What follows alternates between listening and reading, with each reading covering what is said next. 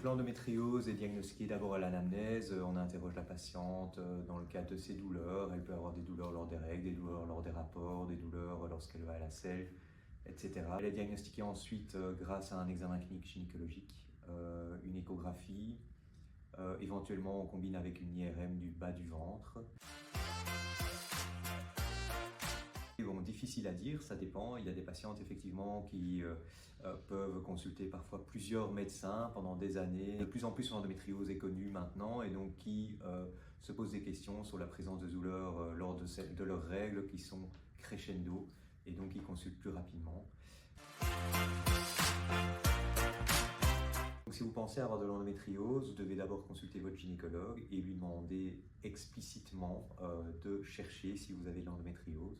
Parce que forcément, on ne trouve que ce qu'on a cherché. Donc si votre gynéco vous examine et que vous ne vous plaignez pas devant lui de douleur ou quoi que ce soit, ben, il pourrait passer à côté malheureusement. Les causes de l'endométriose, il y a plusieurs théories en fait à propos des causes de l'endométriose et on n'a pas vraiment une certitude sur aucune de ces théories. Quand une femme est réglée, il y a une partie du sang qui coule par voie vaginale, mais une partie de ce sang peut s'écouler par les trompes en fait, et s'écouler dans le ventre. Et pour certaines patientes, ce sang peut aller s'implanter, s'enkyster ou former des nodules. Et on pense que ça fait partie d'une des causes de l'endométriose. Les hypothèses parlent parfois de la pollution environnementale qui pourrait être un facteur favorisant. Il y a certaines familles, donc il y a certains cas d'hérédité, donc certaines familles où c'est assez troublant, toutes les femmes de génération en génération se plaignent de douleurs. On peut guérir de l'endométriose, oui, si elle est bien prise en charge, que ce soit sous forme médicamenteuse ou par chirurgie. Soulager les patients de douleur, il y en a plusieurs manières de le faire. On peut prescrire une contraception hormonale, une pilule en continu qui stoppe les règles. Il y a des nouveaux traitements à l'heure actuelle qui viennent de sortir et qui permettent de diminuer l'importance de l'endométriose ou de la faire disparaître. L'autre manière de traiter l'endométriose est évidemment par chirurgie où on combine une laparoscopie souvent avec un laser ou une coagulation pour aller enlever les kystes, les nodules ou les taches d'endométriose péritonéale chirurgicalement. L'endométriose peut effectivement revenir après un traitement. On estime qu'il y a environ 9 à 10% de risque de récidive d'endométriose quand on traite une patiente. Les traitements hormonaux fonctionnent bien, oui, ils fonctionnent bien dans le cadre pour soulager la patiente de ses douleurs. Ça fonctionne très bien.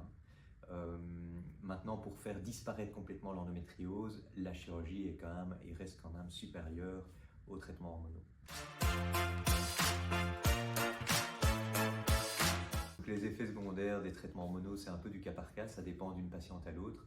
Il y a des patientes qui n'ont pas d'effets secondaires avec les traitements hormonaux et qui sont complètement soulagées, donc elles sont très contentes. Il y en a d'autres qui sont soulagées mais qui ont des effets secondaires. Souffrir de douleurs principalement, cela impacte dans la vie quotidienne de la patiente effectivement. Souvent ce sont des patientes qui 2-3 jours, si pas plus par mois, elles sont clouées au lit de douleur ou au mieux elles doivent se doper en antidouleur. Les autres conséquences de l'endométriose, c'est une infertilité, donc ce sont des patientes qui parfois consultent parce qu'elles essaient depuis plusieurs années à avoir un enfant et pour lesquels on diagnostique de l'endométriose. D'autres impacts possibles de l'endométriose, toujours au niveau de douleur, c'est l'impact intime, donc des rapports sexuels qui sont douloureux et donc ça peut vraiment entraver une vie de couple harmonieuse.